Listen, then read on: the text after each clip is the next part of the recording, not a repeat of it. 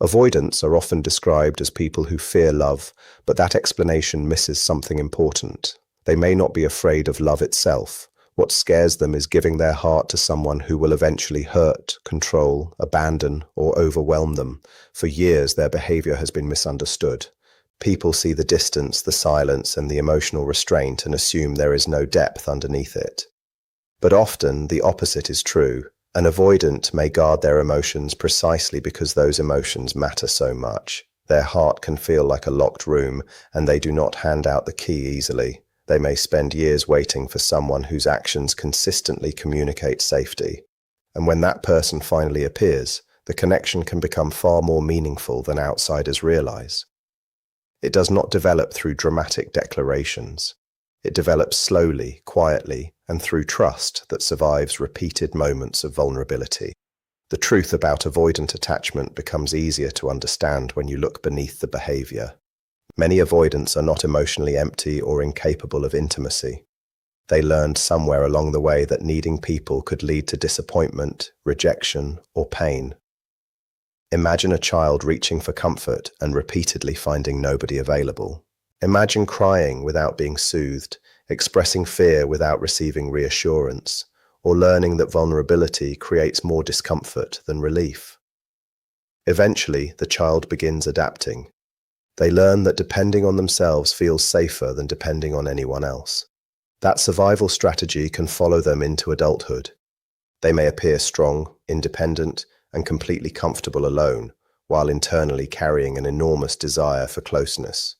They can dream about having a loving relationship, a peaceful home, and someone they can trust completely. Yet the thought of surrendering control can trigger the fear that intimacy will eventually cost them their freedom or emotional safety. That is why their walls should not automatically be interpreted as hatred of closeness. Sometimes the wall exists because closeness matters too much. If opening the heart once led to pain, then protecting that heart can become an automatic response. An avoidant may want intimacy while simultaneously becoming frightened when intimacy gets too real. This creates the contradiction that confuses so many partners. They move closer, feel exposed, then retreat. They miss someone, reconnect, feel vulnerable again, and create distance. From the outside, it looks inconsistent. From inside their nervous system, it can feel like self-protection. Their defenses are not necessarily permanent either. They are more like gates. The question is not whether the gates can open, but whether the person approaching them feels safe enough to receive what is behind them. Most people try to force those gates open. They demand explanations, chase harder, or treat distance as something that must immediately be corrected. That usually creates even more resistance. An avoidant is rarely looking for someone who can overpower their defenses. They are more likely to respond to someone who quietly demonstrates that closeness does not have to mean losing themselves. Consistency matters. Emotional steadiness matters. Patience matters. A person who remains respectful without becoming controlling can communicate something words alone never could. They show that connection can exist alongside independence. They demonstrate that love does not require constant access, constant reassurance, or constant emotional performance. This is where many relationships go wrong. The partner sees withdrawal and assumes rejection, then reacts from fear. They demand more communication, more affection, more certainty, and more proof. The avoidant experiences that pressure as confirmation that intimacy comes with obligations they cannot escape. Instead of feeling safer, they feel cornered, so they retreat again. What looks like a lack of love can actually become a cycle where both people unknowingly trigger each other's deepest fears. This is also why many people struggle when they become involved with an avoidant. They approach the relationship using assumptions that work in other situations but backfire here. They believe chasing will create closeness, confrontation will produce honesty, or emotional pressure will force commitment. Sometimes they attempt to teach the avoidant a lesson by withdrawing dramatically themselves. Other times they interpret every period of silence as evidence that the relationship is over. But an avoidant may use solitude as a way to regulate themselves rather than as a deliberate statement about the relationship. That does not mean every withdrawal should be tolerated or that every avoidant behavior is healthy. It simply means the behavior can have a different emotional meaning than people assume. When someone responds to distance with panic, anger, or punishment, the avoidant may experience it as proof that their original fears were justified. The lesson becomes painfully simple. Closeness is dangerous because eventually it demands something I cannot safely give. There is another layer to this that people often miss. Avoidants may constantly observe how someone responds when they are not perfectly available. They may not consciously think, I am testing this person, but their nervous system is gathering information. What happens when I need space? Will this person respect it? What happens when I become quiet? Will they immediately accuse me of not caring? What happens when I cannot provide reassurance at that exact moment? Will they punish me for it? These moments reveal more to an avoidant than dramatic promises ever could. Someone can say they are secure and understanding, but their behavior during distance tells the real story. If the response is pressure, guilt, threats, or emotional chaos, the avoidant receives a powerful message. They may conclude that the relationship requires constant emotional availability to keep the other person calm. And when intimacy begins to feel like a responsibility they can never step away from, their instinct is often to create even more distance. The irony is that many avoidants deeply desire the very intimacy they seem to avoid. They may crave being understood, chosen, accepted, and emotionally known, while simultaneously fearing what could happen if they allow someone close enough to matter. This creates an exhausting internal conflict.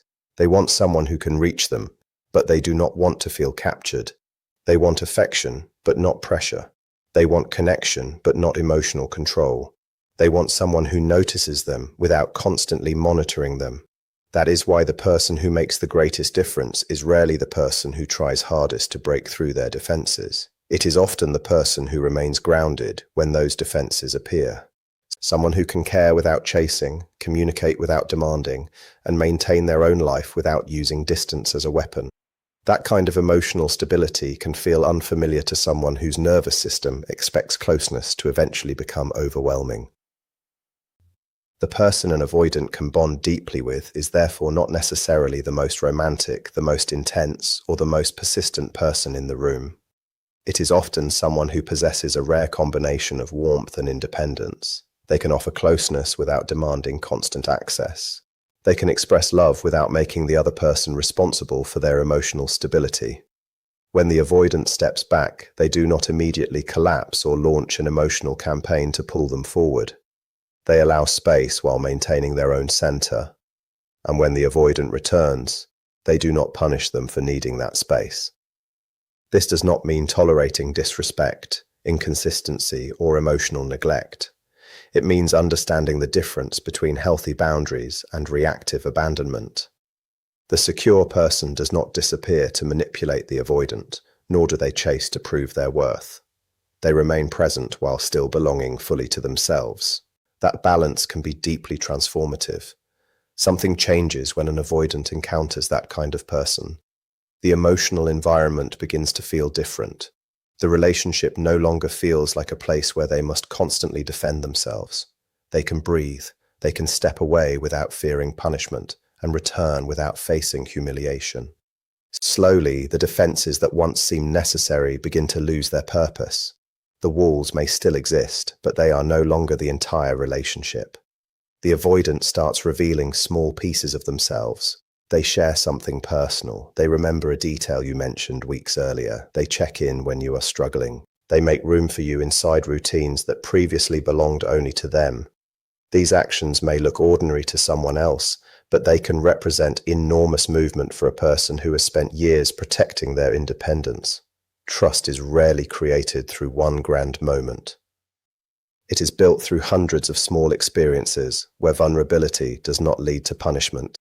That is why the deepest avoidant connection may feel almost strange from the outside.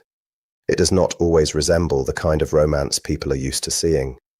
There may not be endless messages, constant declarations, or dramatic public displays. Instead, the relationship can become quieter as it becomes deeper.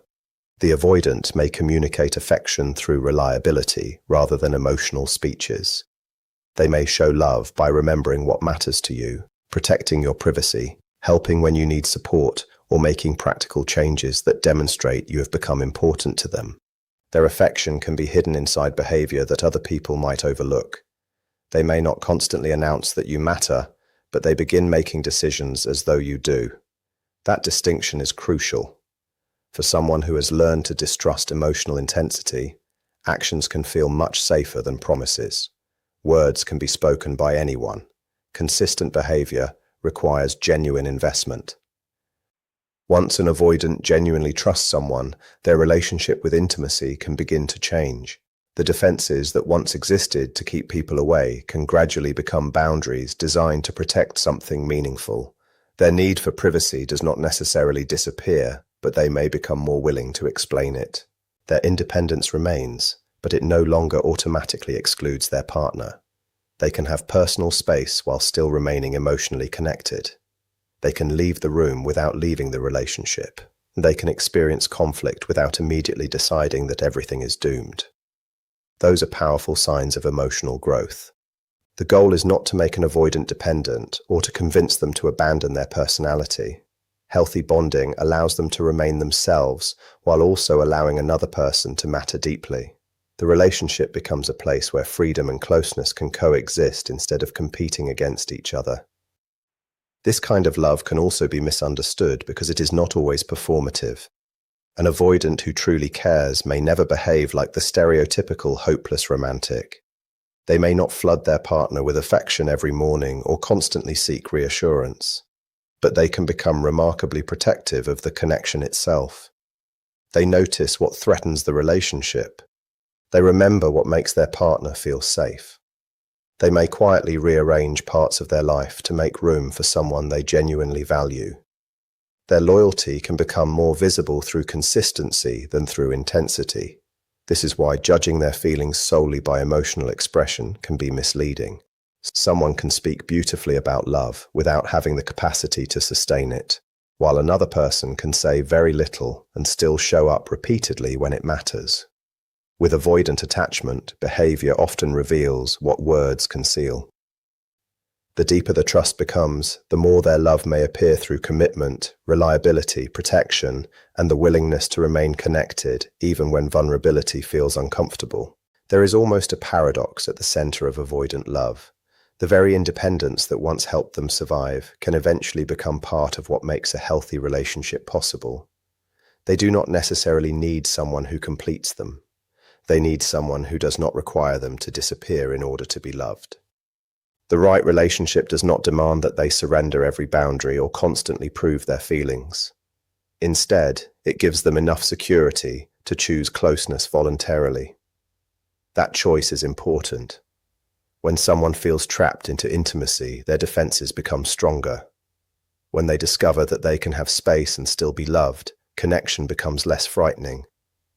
The person beside them becomes someone they can approach rather than someone they must escape. Over time, the relationship can shift from a battle between closeness and distance into a partnership where both people understand that love can include breathing room. And when that transformation happens, the bond can become extraordinarily meaningful. The avoidant is no longer simply reacting to fear. They are learning through experience that opening up does not automatically lead to rejection, control, or loss of freedom. They begin to understand that someone can stay without suffocating them, care without possessing them, and offer patience without turning patience into punishment. That experience can challenge beliefs they have carried for years.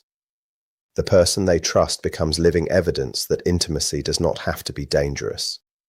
But this does not mean the relationship becomes perfect or that attachment patterns disappear overnight. Avoidant tendencies can still surface under stress, conflict, or intense vulnerability. The difference is that now there is a foundation to return to. There is history showing that distance does not have to mean the end. There is trust that can survive difficult moments.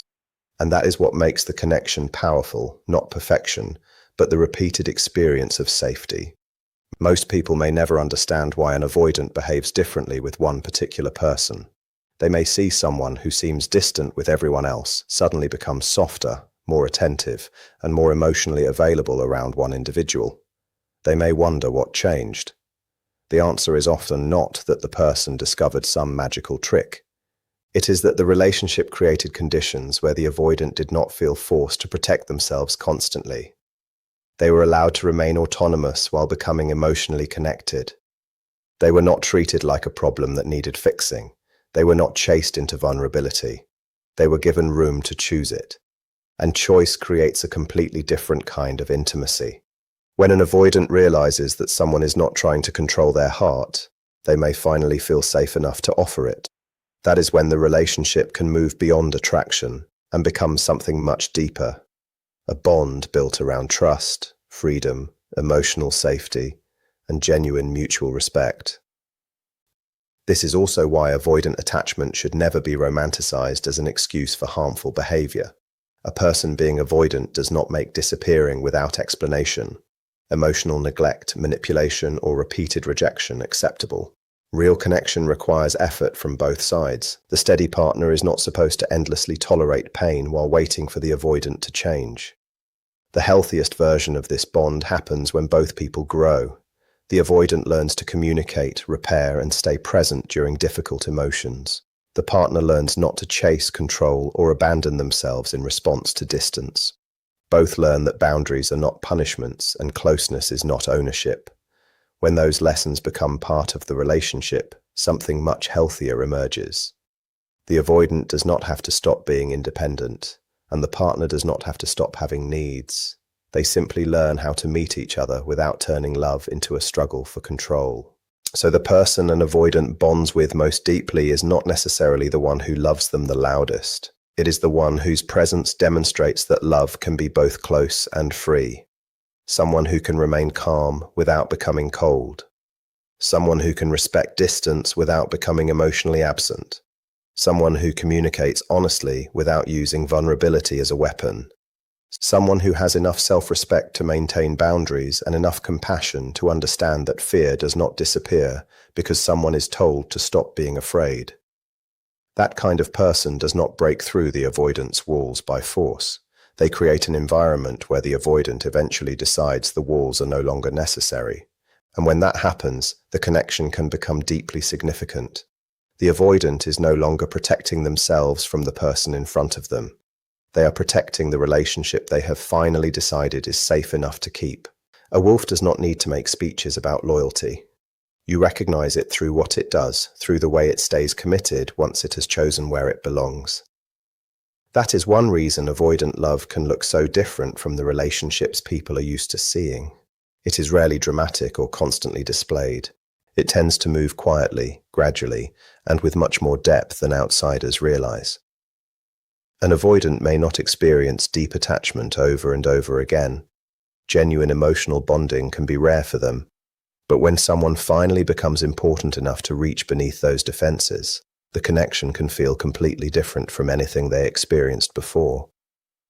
That person begins to feel familiar, almost like emotional home. Even when the avoidant needs distance or appears detached, the bond can remain significant underneath.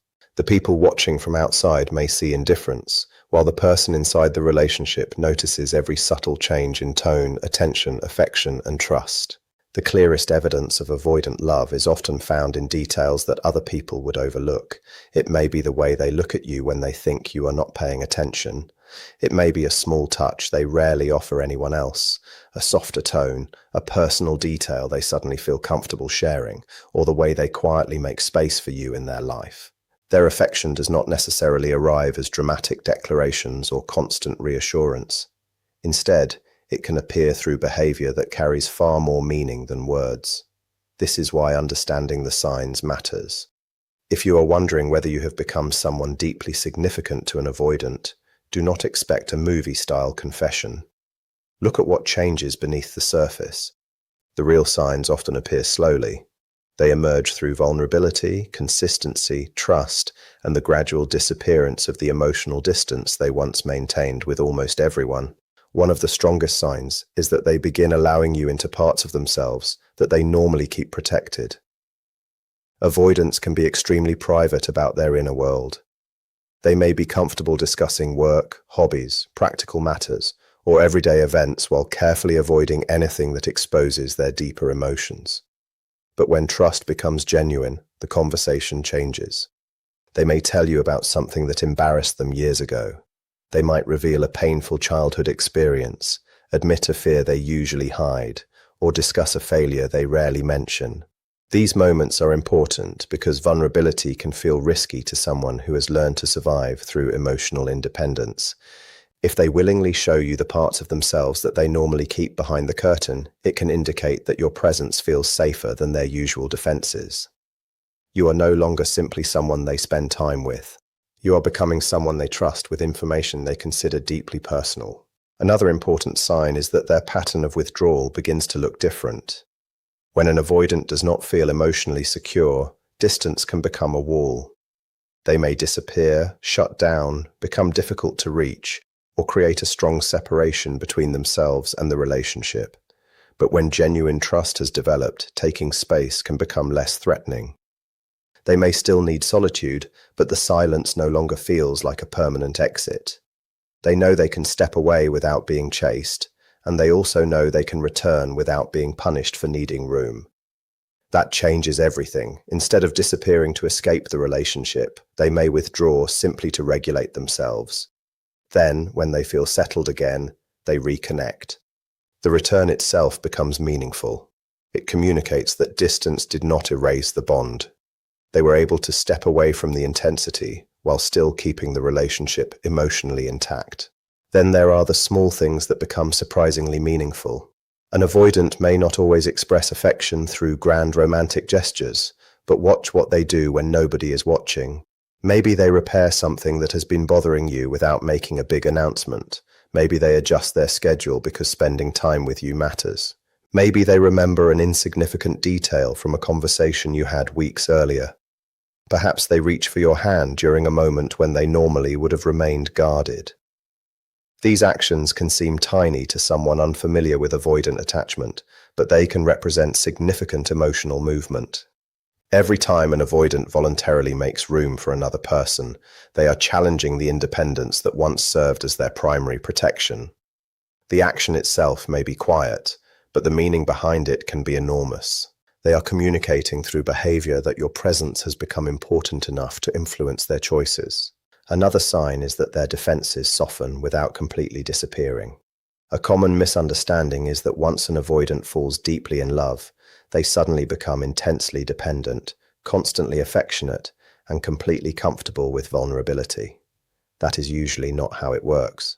Healthy attachment does not require them to stop being independent. Instead, you may notice that the sharpness around their boundaries begins to fade. They still need alone time. They still value freedom. They may still become quiet when overwhelmed, but there is more warmth underneath those behaviors. They become easier to reach. They explain themselves more often. They allow you closer instead of automatically shutting the door. And perhaps the most powerful sign is that you stop feeling like you have to convince them to choose you. Their behavior begins communicating that choice without constant reassurance. You feel included rather than tested, valued rather than tolerated, and connected rather than permanently uncertain. This is one reason a deeply bonded, avoidant relationship can feel almost like destiny. For many people, love develops through a fairly familiar process. Attraction grows, trust develops, shared experiences create closeness, and eventually the relationship becomes meaningful. But for an avoidant who has spent years believing that depending on someone is dangerous, finding a person who feels genuinely safe can challenge their entire internal system. They may have built their life around not needing anyone. They may have convinced themselves that expecting less is safer than hoping for more. Then someone appears who does not demand that they abandon their independence. Instead, this person makes closeness feel possible without making it feel threatening. Something inside the avoidant begins to relax. The constant anticipation of disappointment becomes quieter. Their body experiences something it may have been missing for years. The ability to be close without constantly preparing for pain. That is what can make the connection feel fated. It is not necessarily because some invisible force wrote the relationship into the universe. It is because the relationship contradicts beliefs the avoidant may have carried for most of their life.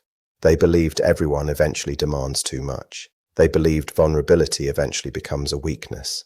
They believed depending on someone would eventually lead to disappointment.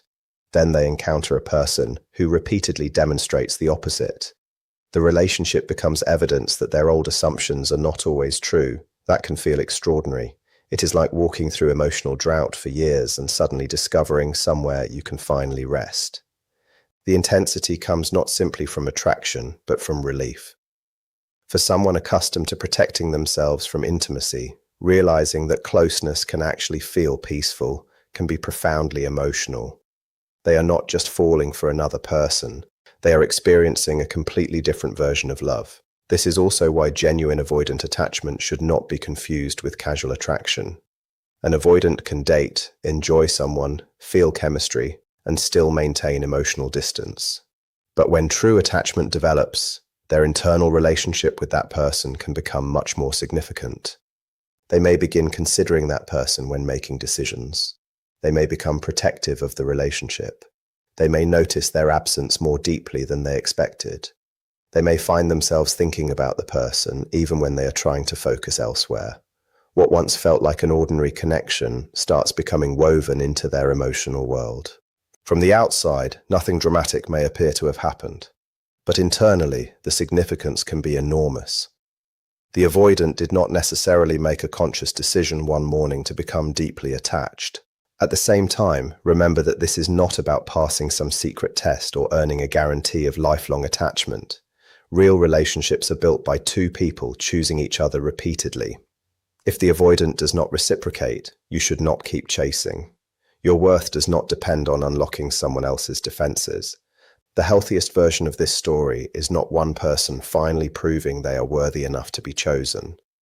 It is two people discovering that they can choose each other without losing themselves.